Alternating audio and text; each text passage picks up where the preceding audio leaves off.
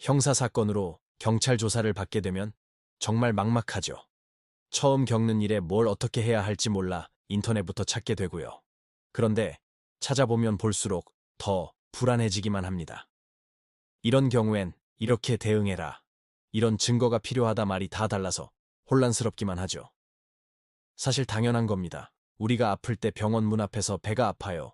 한마디 한다고 바로 진단이 나오는 게 아니잖아요. 의사가 언제부터 아팠는지, 어떻게 아픈지, 다른 증상은 없는지 자세히 물어보고 여러 검사를 거쳐야 정확한 원인을 찾고 치료를 시작할 수 있는 것처럼 법률 문제도 마찬가지입니다. 겉으로 드러난 몇 줄의 사연만으로는 해결 방향을 찾을 수 없어요. 그래서 저희는 상담할 때부터 좀 꼼꼼하게 따져보는 편입니다.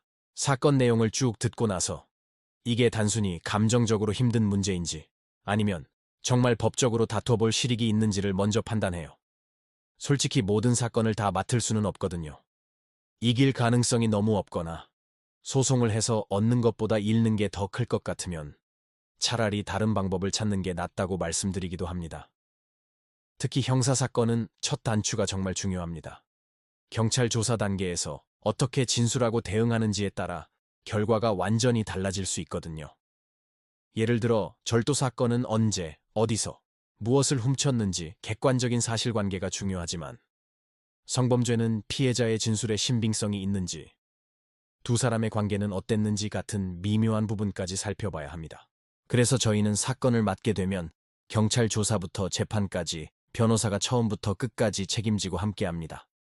의뢰인이 혼자서 불안에 떨지 않도록 조사받을 때 옆자리를 지키고 불리한 진술을 하지 않도록 돕는 거죠. 그리고 저희는 성공보수를 받지 않아요.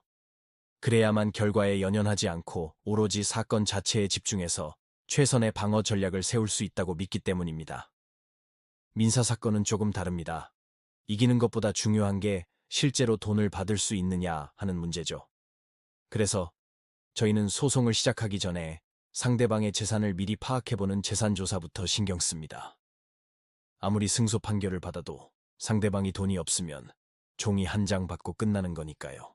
채권 추심, 강제 집행까지 염두에 두고 처음부터 사건을 설계해야 시간과 비용을 낭비하지 않을 수 있습니다. 부동산 문제, 특히 요즘 많은 전세 사기 같은 경우는 계약서 검토가 핵심입니다. 제가 공인중개사 자격도 가지고 있어서 계약 구조의 허점이나 권리관계의 문제점을 좀 더 실무적으로 파고들 수 있었죠. 법률적인 부분과 부동산 실무를 함께 봐야 제대로 된 해결책이 보입니다.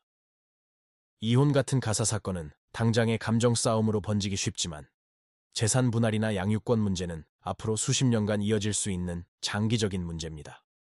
그래서 저희는 감정적인 대응보다는 앞으로 생길 수 있는 분쟁까지 미리 막을 수 있도록 합의안을 설계하는 데 집중합니다.